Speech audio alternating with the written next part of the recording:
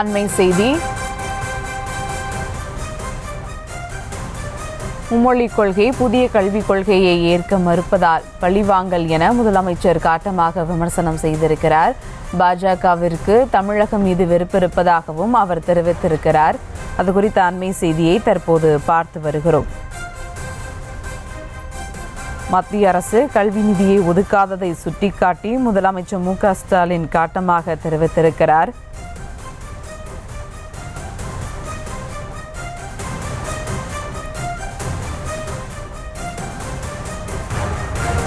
பாஜகவிற்கு தமிழக மக்கள் தமிழ்நாடு மீதான வெறுப்பு மீண்டும் ஒரு முறை நிரூபணமாகியிருப்பதாகவும் முதலமைச்சர் மு.க. ஸ்டாலின் தெரிவித்திருக்கிறார். இது குறித்த கூடுதல் விவரங்களோடு இணைகிறார் செய்தியாளர் வெங்கட்ரமணன்.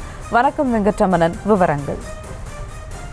வணக்கம். தமிழகத்திற்கு எதிரான மத்திய பாஜக அரசின் அநீதியான அணுகுமுறைக்கு எல்லையே இல்லை என முதலமைச்சர் மு.க. ஸ்டாலின் எக்ஸ் வலைதள பக்கத்தில் பதிவை ஒன்றை பதிவிட்டிருக்கிறார்.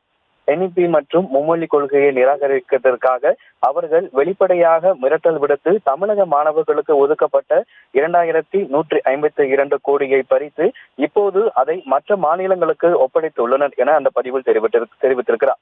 இது வற்புறுத்தலுக்கு குறைவில்லை என்றும் நமது மாணவர்கள் தங்கள் உரிமைக்காக பாடுபட்டதற்காக அவர்களை தண்டிக்கும் தண்டனை என குறிப்பிட்டிருக்கிறார். இந்திய வரலாற்றில் எந்த அரசாங்கமும் ஒரு மாநிலத்திற்கு எதிராக அரசியல் பழிவாங்கலுக்காக கல்விக்கான அணுகலை நெரிக்கும் அளவிற்கு இரக்கமற்றதாக இருந்ததில்லை.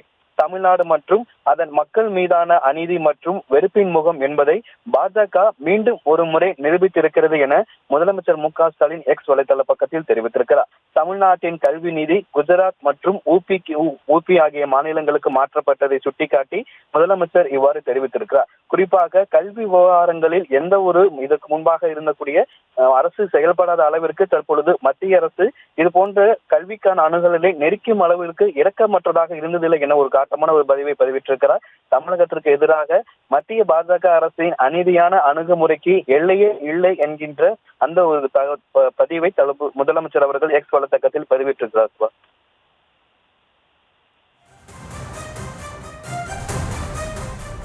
விவரங்களுக்கு நன்றி வெங்கட்ரமணன்.